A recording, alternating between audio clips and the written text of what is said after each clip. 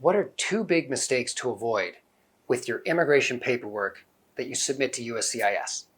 I'm Erick Widman, I'm an immigration lawyer, and the first big mistake to watch out for is thinking that presentation does not matter with the paperwork, the application that you're submitting to USCIS. Because just like a teacher in school, if you're submitting a paper in high school or college and beyond, you want to impress the teacher. You want to show that you deserve an A and that your paperwork is excellent, is pristine, and that you qualify. And in contrast to providing a handwritten, scrawled out application, you're going to want to type everything up, make sure it's organized and nicely done. You want to show the officer that you deserve an A on your paper in contrast to all the others that might deserve a B, C, or D, or even fail to get approved at all. The same principles apply because the officer on the other side of the process is a human being, and she is forming impressions based upon the paperwork that you're providing. Are you writing things out in a clear, confident way? Are you professional? Are you rude? You certainly don't want to be rude either. And keep in mind too, that just like a teacher can't tell her principal that she has given A's to every single person in her class. The same thing applies that a good immigration officer cannot approve 100% of her cases.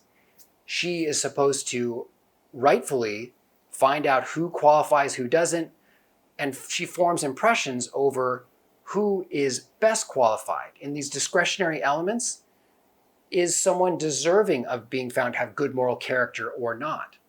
And if a person is rudely demanding that it be found he has good moral character, that's not a very effective approach. So keep in mind that presentation does matter, and you're going to want to show that you're deserving of one of the best marks possible.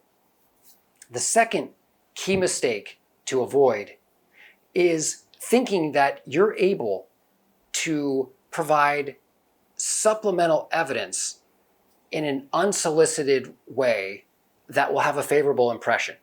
And what you want to avoid is a situation where you attend an interview, for example, and you feel like, I answered part of the question correctly, but now, because you're thinking about it all evening long, I forgot to tell the officer about A, B, and C. For example, the officer might be asking, why are you and your spouse living apart? Why did you live apart for all those months? And maybe you remembered to talk about a job that you had to take, that you wanted to take for several months, but you forgot about pointing out about your spouse's educational requirements or classes that he or she was attending. You might be tempted to draft a big letter and mail that to USCIS in the hopes that that will be a positive outcome for your case. Or in a good moral character situation, you might have forgotten to include a couple other points that you now remember when you don't have the stress of the interview upon you. Instead of this unsolicited explanation, you're going to want to wait to see if USCIS actually wants more information. You're certainly not going to want to dig yourself a hole, which is oftentimes what happens when someone is writing out something that is emotional or oversharing, in a sense, about her life. You're going to want to wait for a request for evidence, an RFE, and then narrowly tailor your response back to that. You don't want to cause any problems for your case by saying something that's inaccurate or that didn't need to be disclosed at all. So hold off.